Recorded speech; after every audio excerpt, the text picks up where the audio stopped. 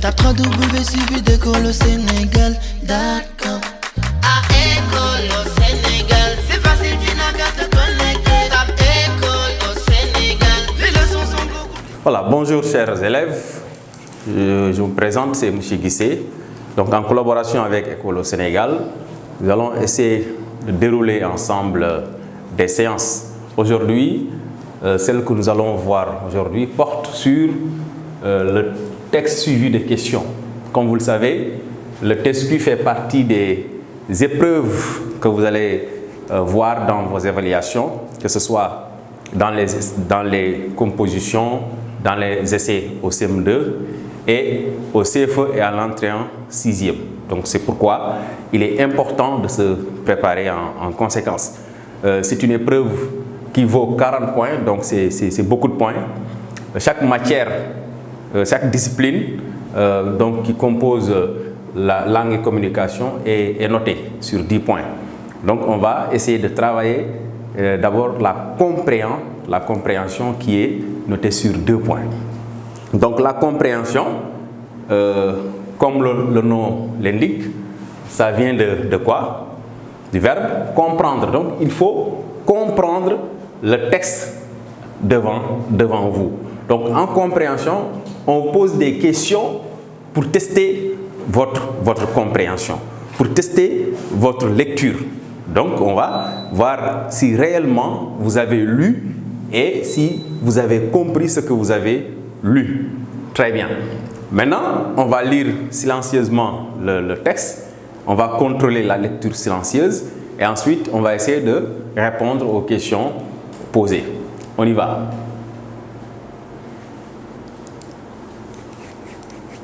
Question de contrôle. Qui avait envahi la place publique, la place du village? Oui, Moussa? Les Maures. Très bien. Je vais lire. Après, je vais choisir 2 élèves pour la lecture. Texte. Les Maures avaient envahi la place du village avec leur troupeau. C'était la veille de la fête du mouton. Chaque père de famille s'évertuait à trouver le bélier lui permettant le sacrifice d'Abraham. Cette année-là, les Maures avaient présenté de maigres moutons. Tu vas lire? Oui, Fallou? Lis fort. Très bien, un autre? Awa? Très bien, belle lecture. Voilà, donc après avoir lu le texte, on va essayer de lire, de voir les questions posées en compréhension. Première question, question numéro 1, contexte. Voici des titres proposés, des titres qui sont proposés. Donc la fête de la Tabaski, préparatifs pour la Tabaski, la place du village. Donc consigne, mais vrai ou faux devant chaque titre. Donc là, c'est une question qui vous pousse à bien lire le texte, à très bien lire le texte. Sinon, on va passer à côté de la question. Donc, si on lit le texte, normalement, 1 fois, 2 fois, 3 fois, on doit pouvoir donc répondre correctement à la consigne. Donc, la fête de la Tabaski, c'est le jour de la Tabaski. C'est le jour de la Tabaski. Est-ce que le texte qui est là en place évoque ou bien parle du jour de la Tabaski? Voilà, ça c'est une question qu'on va répondre après. Maintenant, préparatif pour la Tabaski. Ce n'est pas encore le jour J, mais on est dans les préparatifs. Voilà, on est dans les préparatifs. Et si on lit le texte, il y a normalement quelques indices qui vont concorder vers cela. La place du village. Est-ce que le texte parle de la place du village? Maintenant, il y a des distracteurs. Il y a des mots distracteurs qu'on donne souvent dans les questions. Dans le texte, on voit la place du village. Mais est-ce que c'est tout le texte qui parle de la place du village? Donc, si vous ne faites pas attention, vous allez tomber dans le piège. Maintenant, on va voir. Si on lit le texte, on a vu les Maures avaient envahi la place du village avec leur troupeau. Vous voyez, à l'approche de la Tabaski, on voit partout, presque dans beaucoup d'endroits, les moutons. Donc, dans certains endroits. Mais ce n'est pas encore le jour J, ce n'est pas encore le jour de la Tabaski. Donc, pour la fête de la Tabaski, qu'est-ce qu'on va mettre? Vrai ou faux? C'est faux. Ce n'est pas le titre qui convient. Très bien. Préparatifs pour la Tabaski. On va mettre quoi? Vrai ou faux? Là-bas, Aliou? On va mettre quoi? Tu dis vrai. Pourquoi? Qu'est-ce qui peut me relever des indices qui montrent que c'est effectivement vrai? Un indice. Là-bas, Aïcha, quel est le mot? Veille. Très bien, le mot veille. Veille de la Tabaski. Ce n'est pas le jour, mais c'est la veille. Le jour d'avant. Le jour d'avant la Tabaski. Donc, pour préparatif, on met vrai. C'est le bon titre. La place du village maintenant. La place du village. La place du village. Kumba, c'est, tu as dit faux. Pourquoi?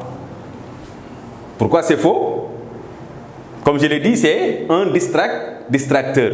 On ne parle pas de la place du village.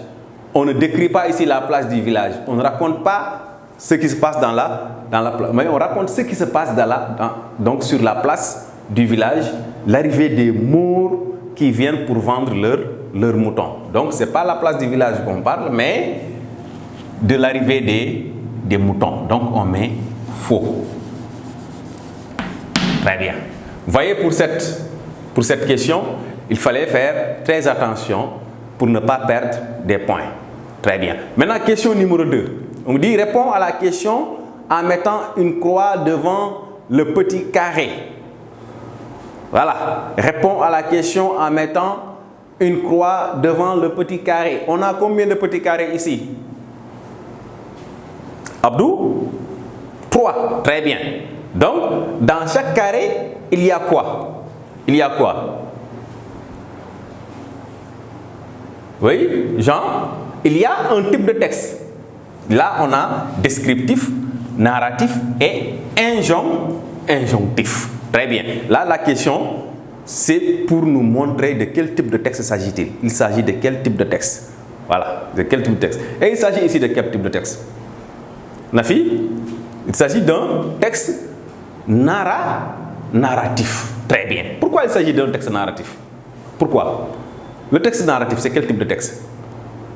C'est un texte qui raconte donc un fait, qui raconte un événement. Donc, narratif vient de narrer qui signifie raconter. Et là, nous avons bel et bien ici un texte narratif. Donc, on va mettre une croix dans ce carré qui est là.